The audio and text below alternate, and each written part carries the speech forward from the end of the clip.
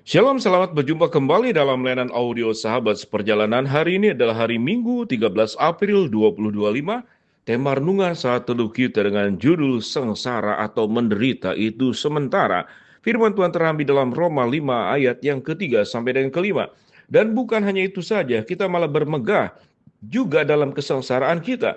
Karena kita tahu bahwa kesengsaraan itu menimbulkan ketekunan, dan ketekunan itu menimbulkan tahan uji, dan tahan uji menimbulkan pengharapan, dan pengharapan tidak mengecewakan karena kasih Allah telah dicurahkan di dalam hati kita oleh Roh Kudus yang telah dikaruniakan kepada kita. Mari kita berdoa. Bapa yang di dalam sorga, kami memahami hidup ini penuh dengan penderitaan dan kesengsaraan, namun penderitaan dan kesengsaraan bersifat sementara. Dalam nama Tuhan Yesus kami berdoa, amin. Shalom sahabat perjalanannya dikasihi Tuhan. Kalau berbicara tentang sementara dan yang kekal, maka kesengsaraan dan penderitaan masuk dalam kategori yang mana? Biasanya kita pada saat mengalami penderitaan, kesengsaraan, kesulitan, problem-problem hidup yang datang bertubi-tubi silih berganti, bagaikan badai yang menghempaskan kita, meruntuhkan segala macam apa yang sudah kita buat, sudah kita bangun, sudah kita lakukan, kadang-kadang dalam sesaat, maka itu menimbulkan kesengsaraan. Dan kesengsaraan itu menimbulkan penderitaan yang kemudian pada akhirnya menimbulkan rasa sakit yang sangat mendalam dan derai air mata yang tidak terbendung. Tentu wanita jauh lebih mudah mengeluarkan air mata dibanding lelaki. Tetapi lelaki bukan berarti tidak menangis. Dia menangis dalam hati sama saja pedihnya. Sahabat seperjalanannya dikasihi Tuhan.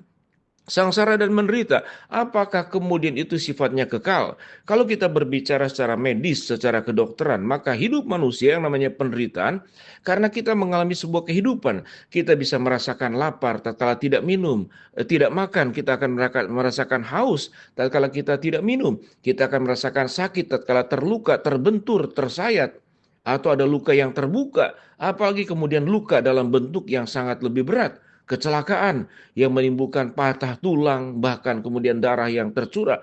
Maka penderitaan dan kesengsaraan itu tanda bahwa kita itu hidup. Di dalam hidup ini Alkitab memang mengatakan semenjak dari Adam dan Hawa jatuh dalam dosa, kesengsaraan dan penderitaan itu datang kepada Adam. Di dalam berjuang mencari nafkah datang kepada Hawa. Di dalam sakit, dalam melahirkan dan bagaimana berjuang mengurus dan membesarkan anak. Semuanya adalah kesengsaraan dan penderitaan. Kembali ke pertanyaan awal, apakah sengsara dan penderitaan itu sifatnya itu adalah kekal atau sementara? Kita berbicara bahwa apa yang dialami dalam dunia seperti dalam percakapan kita, selama hidup kita akan mengalami yang namanya sakit, persoalan hidup. Kalau kita belajar, ada orang yang melihat penderitaan dan kesengsaraan sebagai sesuatu yang sangat merugikan. Tetapi ada orang yang melihat penderitaan dan kesengsaraan sebagai sesuatu yang baik untuk mendatangkan kebaikan kepada kita. Dan itu disebutkan dalam Alkitab. Apa yang firman Tuhan katakan. Dan bukan hanya itu saja, kita malah berbegah juga dalam kesengsaraan. Karena kita tahu, kesengsaraan menimbulkan ketekunan.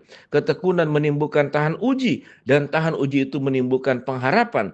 Dan pengharapan itu tidak mengecewakan.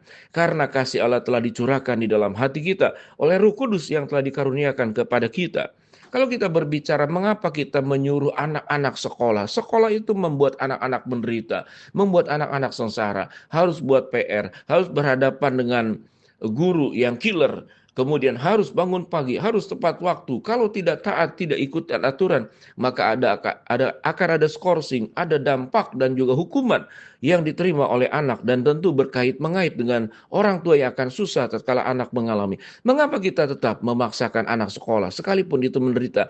Karena kesengsaraan di dalam belajar itu akan menimbulkan sebuah ketekunan, dan ketekunan itu menimbulkan tahan uji, dan tahan uji itu kita bisa menikmati anak menjadi cerdas, anak menjadi memiliki ilmu, anak memiliki karakter, anak memiliki daya tahan. Jadi kesengsaraan sangat tergantung juga dari sudut pandang, dan dikatakan kesengsaraan itu menimbulkan tahan uji, dan tahan uji itu menimbulkan pengharapan. Kita tentu berharap tatkala anak-anak sekolah dia akan lulus dari SD ke SMP ke SMA kuliah, kalau bisa sampai S2 S3, atau kalau bahkan menjadi seorang profesor, semuanya melewati yang namanya kesengsaraan. Berbicara tentang kesengsaraan dalam hidup manusia pada saat ini, mungkin kesengsaraan karena ekonomi yang terpuruk, mungkin kesengsaraan karena sakit penyakit. Kesengsaraan itu bersifat sementara yang firman Tuhan katakan dan kedokteran mengatakan selama kita hidup. Setelah kita mati, memang ada kesengsaraan bagi mereka mereka yang tidak percaya kepada Kristus, kesengsaraan kekal dalam kematian kekal. Tetapi ada kehidupan kekal dalam segala kebahagiaan. Seluruh yang dikatakan dalam kitab Wahyu, ratap tangis, kertak gigi, maut tidak akan ada lagi. Tuhan akan mengubah segala sesuatunya itu menjadi sebuah keindahan. Sehingga kesimpulannya sahabat seperjalanan, kesengsaraan dan penderitaan itu sifatnya sementara dan tidak akan selama-lamanya. Setelah kita meninggal, selesailah seluruh kesengsaraan dan penderitaan karena kita menjadi milik Kristus yang akan menikmati kebahagiaan di surga sana. Tetapi kita tetap bisa mengubah kesengsaraan penderitaan yang ada di dalam dunia ini menjadi sesuatu yang indah. Tatkala kita kemudian memiliki sudut pandang yang benar tentang kesengsaraan, bahwa kesengsaraan itu tidak perlu dibuat menjadi sungut-sungut, tidak perlu dibuat menjadi keluh kesah, tapi dipakai supaya menjadi anak tangga kita semakin maju. Seorang yang hebat, seorang yang luar biasa. Kalau kita berbicara tentang tentara, tentara-tentara yang khusus, pasukan-pasukan khusus, itu jauh lebih menderita di dalam pelatihan yang diterima, mungkin 2-3 kali lipat dari tentara biasa. Kemudian dia akan menjadi pasukan khusus. Demikian juga seorang tentara. Kalau dia ingin naik pangkat, maka ada banyak kesengsaraan penderitaan yang dilewati. Itu menunjukkan sebuah kinerja pengabdian.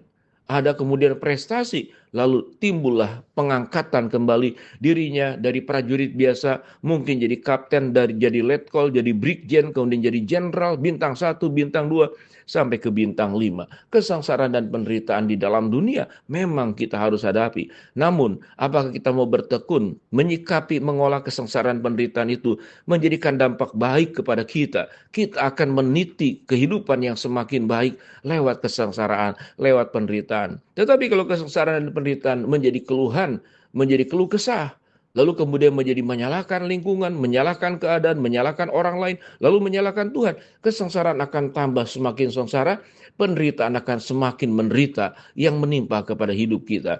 Sahabat seperjalanan, kita tahu dengan jelas hidup di dalam dunia ini tidak ada yang sempurna, karena kita hidup di dalam dunia yang sudah berdosa, hidup di dalam dunia yang sudah rusak. Dan Tuhan akan gantikan dengan langit yang baru dan bumi yang baru sebagaimana catatan dalam kitab Wahyu pasal ke-21. Tapi di dalam selama dunia ini, Tuhan memberikan keindahan, Tuhan memberikan pemeliharaan, Tuhan memberikan pertolongan, Tuhan memberikan kekuatan, Tuhan memberikan damai sejahtera, Tuhan memberikan penyertaan.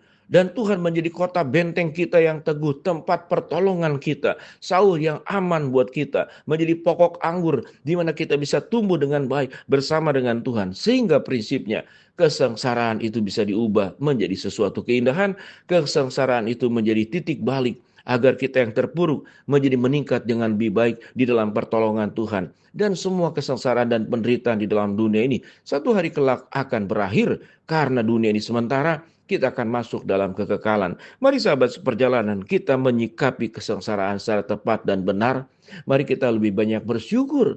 Kita melakukan sesuatu dengan semampunya kita, sekuatnya kita. Tuhan yang akan menopang, Tuhan yang akan mengangkat, Tuhan akan menyempurnakan.